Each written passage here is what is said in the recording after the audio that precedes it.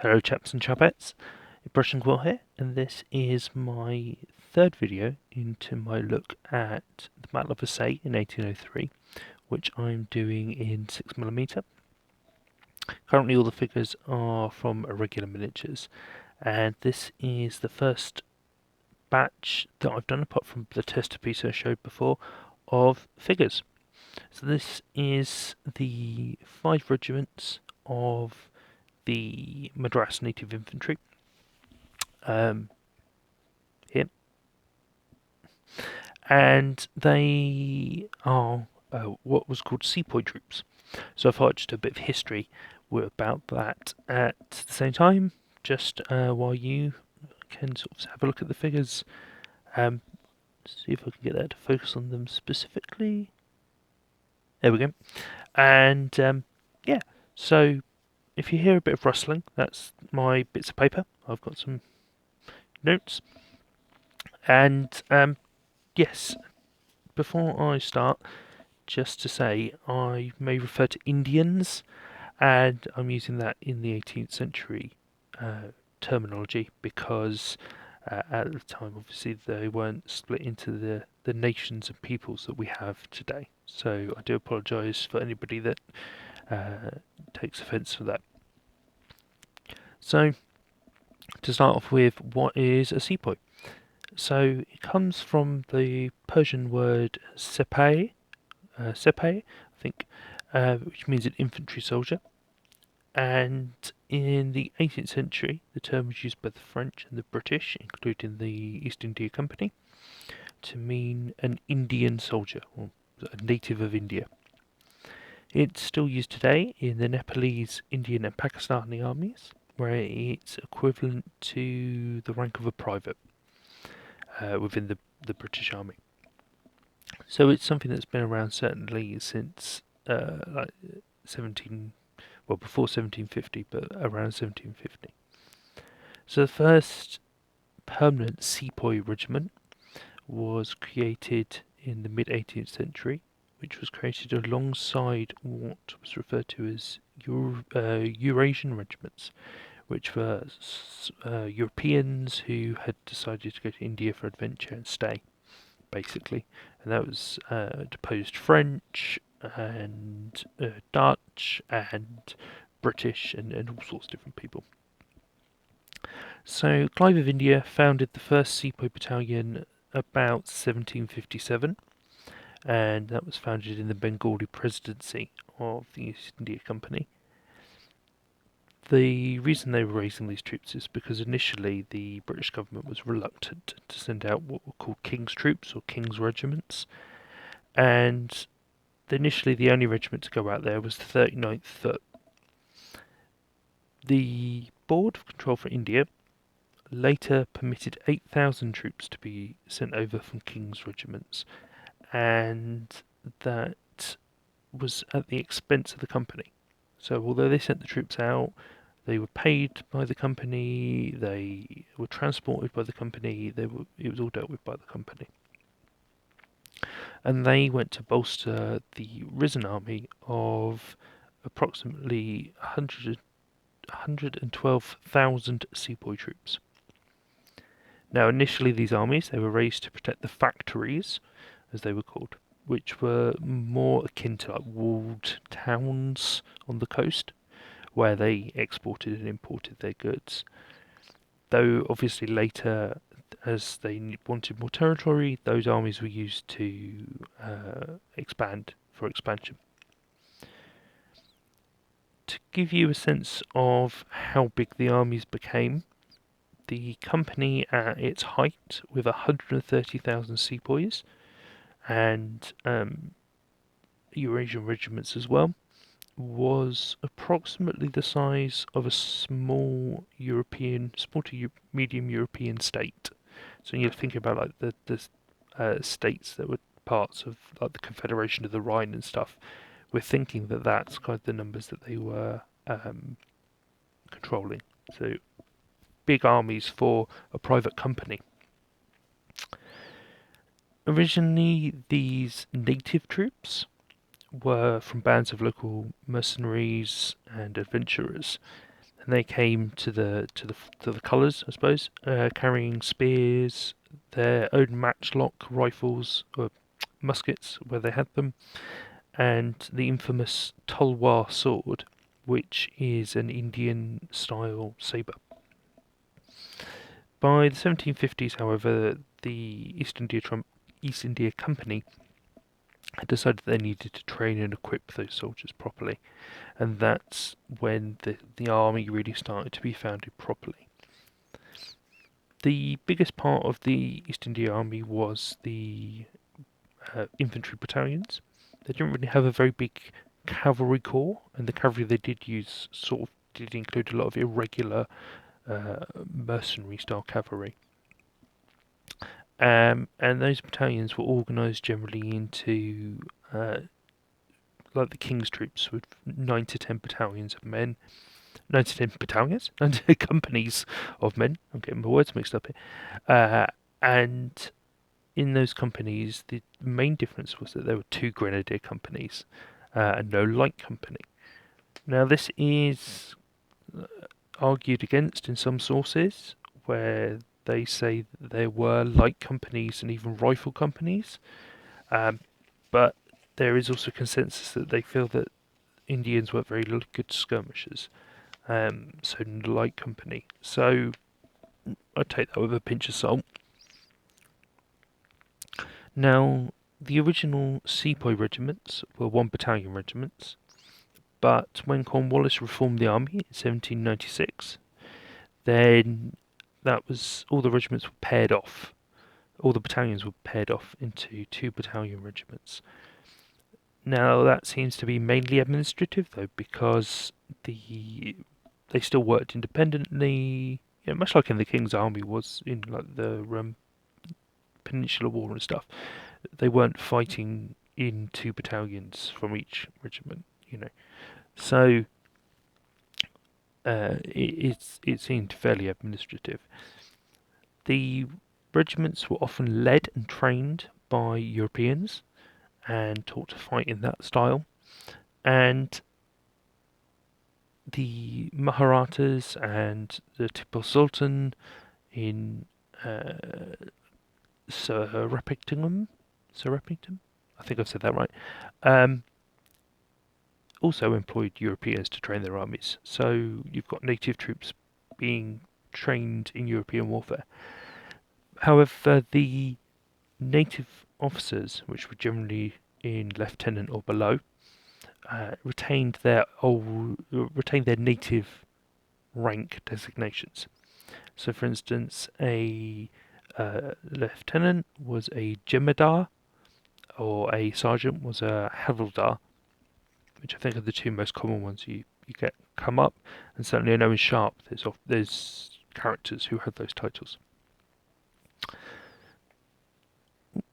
Bear with me a second. So, going forward, I'm going to refer to these as native infantry, because as you're aware, I'm doing Assaye in 1803, and the army that fought at Assaye was approximately 7,000 men strong, which is a nice small army to collect. And of that, 5 of the battalions, plus I guess 4/6 of the pickets of the day, which formed their own battalion, were the Madras Native Infantry, which is what these guys are.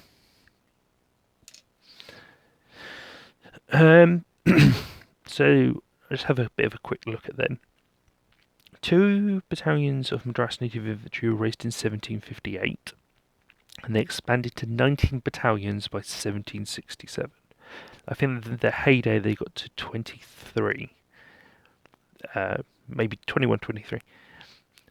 So they were originally, those 2 battalions were originally called the Coast Sepoys, and between 1770 and 1784 the name had the additional moniker of either Sikar, which meant they were from the northern part of the Madras territory, or Carnatic, which meant they were from the southern part of the territory.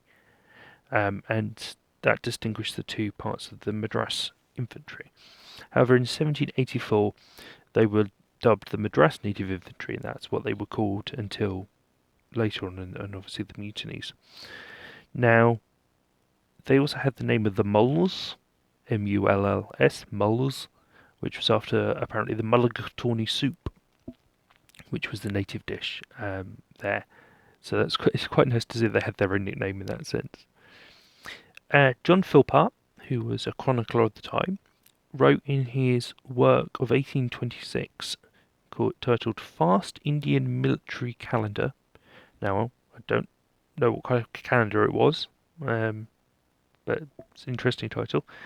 But he describes the Madras soldiers as rather a small man, but he is of an active make, and he is capable of doing great fatigue upon a very slender diet. Which obviously suggests, that they were capable of marching great distances with very little food. He goes on to say, we find no man arrive at greater precision in all his military exercises, give him a steadiness that is almost unknown to Europeans. Now, I think it's very interesting that he mentions there about them having great steadiness, as some may say that it was like the defining feature of Wellington's redcoats when they were fighting for the Peninsula or at Waterloo, is that they were steady, the line held. And obviously these are the troops that he took with him into the Battle of Assaye. So it's interesting in that sense. So as you can see in front of you here, if I can, maybe I'll zoom in a bit. Bear with me. I'll pause it. Sorry about that, I had to move the camera.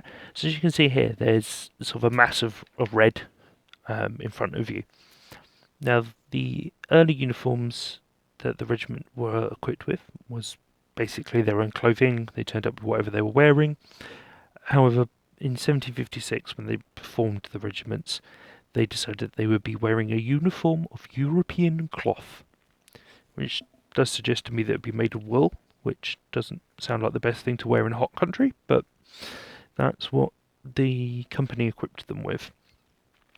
Now, looking at the different plates and paintings from books such as the Osprey one you saw earlier, it looks as if they were wearing red jackets with regimental facings and white cross belts with obviously the black bayonet holder, the black cartouche for the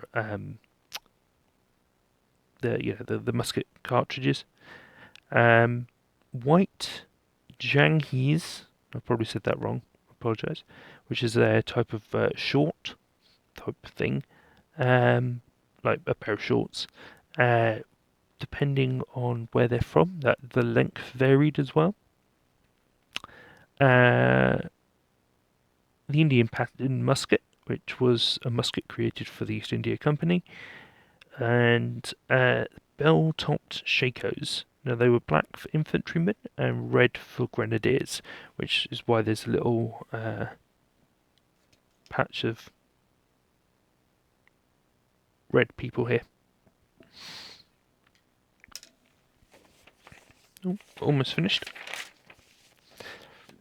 So, it does seem to me that there's a bit of back and forth about flags and stuff. Like lots of paintings I've seen, they're carrying two colours. But from what I've read, it seemed that they carried three flags into battle. One was the Great Union flag, or Union Jack.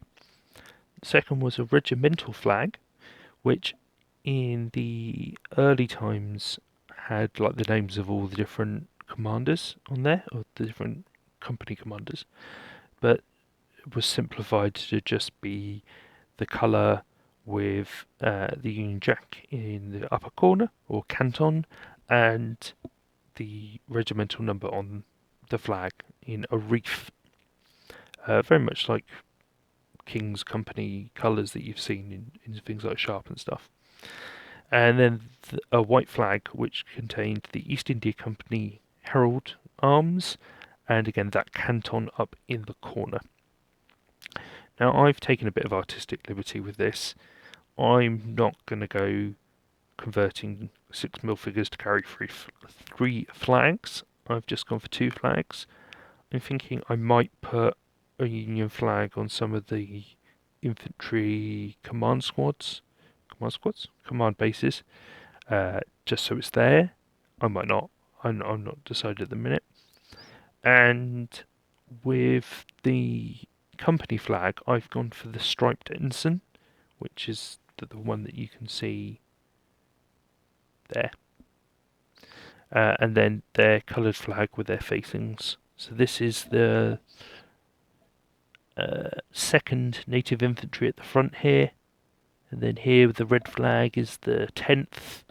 And the orange flag here is the 4th.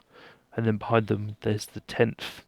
No, there's the 12th and 8th, who are light green and yellow respectively.